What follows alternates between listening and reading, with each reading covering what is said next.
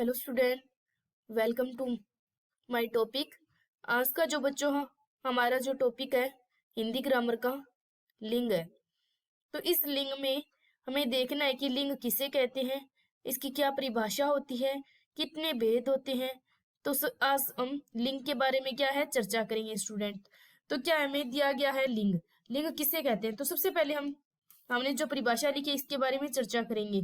परिभाषा के अंतर्गत हमने लिखा है पुरुष या स्त्री जाति के बोधक शब्दों को क्या कहेंगे, हम लिंग कहते हैं। हमने क्या लिखा है, पुरुष या स्त्री जाति के बोधक शब्दों को या बोध स्त्री पुरुष आदि शब्दों का जो बोध करवाते हैं उन्हें हम क्या कहते हैं, लिंग कहते हैं। इसकी भाषा का प्रयोग हम या परिभाषा का इस प्रकार भी प्रयोग कर सकते हैं, शब्दों में जिस रूप से पुरुष अथवा स्त्री का बोध हो वह क्या कहलाता है, लिंग कहलाता है। इसी प्रकार लिंग के कितने भेद बताए गए हैं, हमें 2 भेद बताए गए हैं। तो हमने लिखे हैं भेद। फर्स्ट नंबर का भेद है हमारा पुल्लिंग, सेकंड नंबर का है स्त्रीलिंग। फर्स्ट नंबर का क्या है बच्चों, पुल्लिंग लिंग, और सेकंड नंबर का भेद है हमारा स्त्रीलिंग। इसके बारे में हमने लिंग के जो भेद है पुल्लिंग लिंग स्त्रीलिंग, इसके बारे में हमने यहाँ तक पढ़ लिया। नेक्स्ट हम क्या करेंगे, पुल्लिंग लिंग है जो किसे कहते हैं इसकी परिभाषा के बारे में हम वर्णन करेंगे। तो हमने लिखा है पुरुष जाति का बोध करवाने वाले शब्दों को पुल्लिंग कहते हैं। क्या कहते हैं, पुल्लिंग शब्द है जो पुरुष जाति या पुरुष शब्द से ही बना है। तो हमने यहाँ लिखा है बच्चों, पुरुष जाति का बोध कराने वाले शब्दों को हम क्या कहेंगे, पुल्लिंग कहते हैं। क्या कहते हैं, पुल्लिंग कहते हैं। जैसे कि लड़का, पुत्र, राम, श्याम, हाथी, घोड़ा, आदमी आदि, ये जितने भी है वो क्या है, हमारे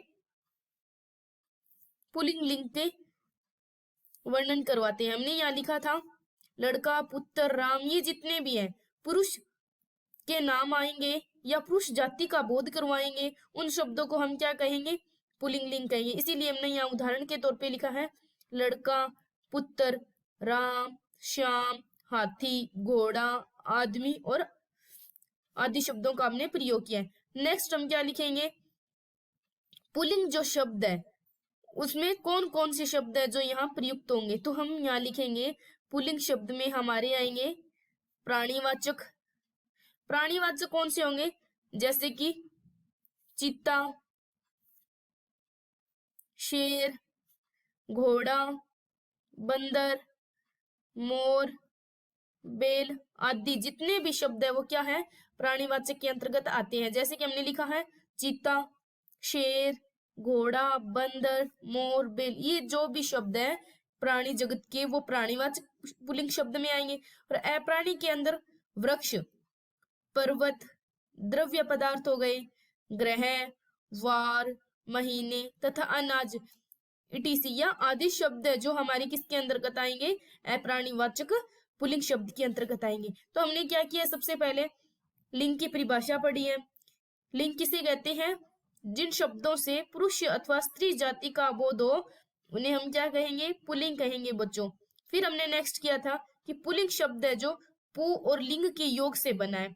इसमें क्या है, पुरुष होने का ज्ञान होता है। पुल्लिंग में क्या है कि जहां पुल्लिंग होगा शब्द वहां क्या होगा, पुरुष जाति का बोध होगा और पु और लिंग शब्द के योग से बना है।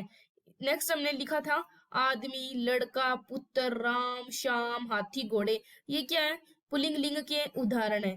फिर हमने नेक्स्ट किया था कि पुल्लिंग शब्द है, क्या लिखा है हमने, पुल्लिंग शब्द अप्राणी भी होते हैं और प्राणी भी होते हैं। हमने लिखा है प्राणीवाचक और अप्राणीवाचक।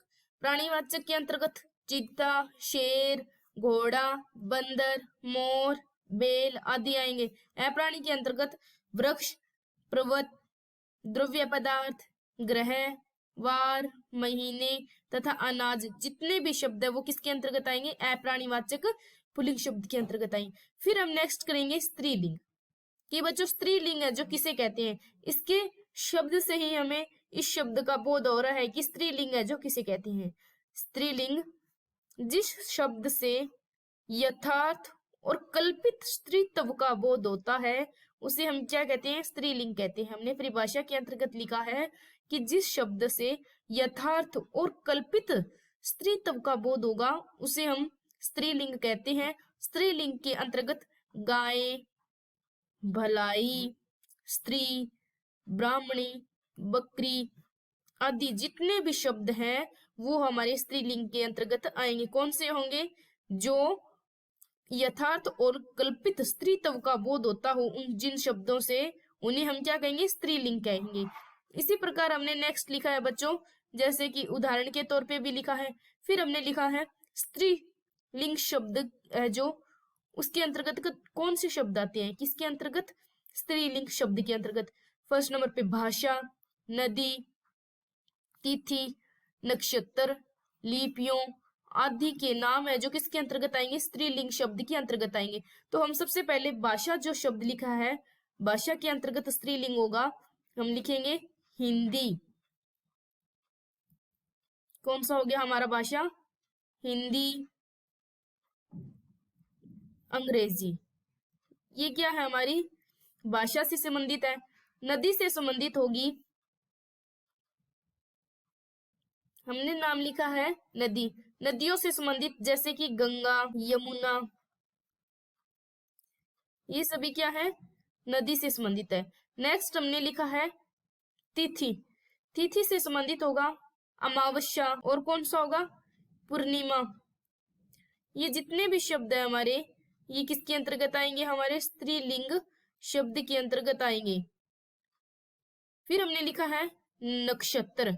नक्षत्र के अंतर्गत आएगा रोहिणी नक्षत्र हो गया। सेकंड होगा अश्लेषा, ये क्या है? नक्षत्र के अंतर्गत आएंगे। लिपियों के अंतर्गत आएगा हमारा, हमने लिखा है लिपियों के अंतर्गत देवनागरी लिपि और कौन सी लिपि होगी हमारी? गुरुमुखी लिपि। ये जितनी भी लिपियां हैं वो हमारी स्त्रीलिंग शब्द के अंतर्गत आएगा। तो हमने लिखा है भाषा से संबंधित, हमने लिखा है हिंदी, अंग्रेजी। नदी से संबंधित गंगा और यमुना। तिथि से संबंधित अमावस्या और पूर्णिमा। नक्षत्र से संबंधित रोहिणी, अश्लेषा और लिपियों से संबंधित देवनागरी और गुरुमुखी। ये सभी है जो स्त्रीलिंग शब्द के अंतर्गत आएंगे। नेक्स्ट हम क्या लिखेंगे? पुल्लिंग शब्द से स्त्रीलिंग कैसे बनाई जाती है? पुल्लिंग शब्द है जो पु और लिंग शब्दों के योग से बना है जिसमें पुरुष जाति का बोध हो और स्त्रीलिंग में स्त्री जाति का बोध होता है, या कह सकते हैं कि यथार्थ और कल्पित स्त्रीत्व का बोध होगा। तो हम यहाँ लिखेंगे पुल्लिंग। हम यहाँ क्या लिखेंगे? पुल्लिंग। नेक्स्ट लिखेंगे स्त्रीलिंग। पुल्लिंग लिंग किसे कहते हैं और स्त्रीलिंग है जो किसे कहते हैं? सबसे पहले हम यहाँ लिखेंगे पुल्लिंग में होगा हमारा पानी शब्द दे दिया जाए। पानी क्या है? बहुत सारा हो गया। पानी तो कहीं भी हो सकता है। पानी है जो कहाँ होगा? इसका स्त्रीलिंग है जो नदी।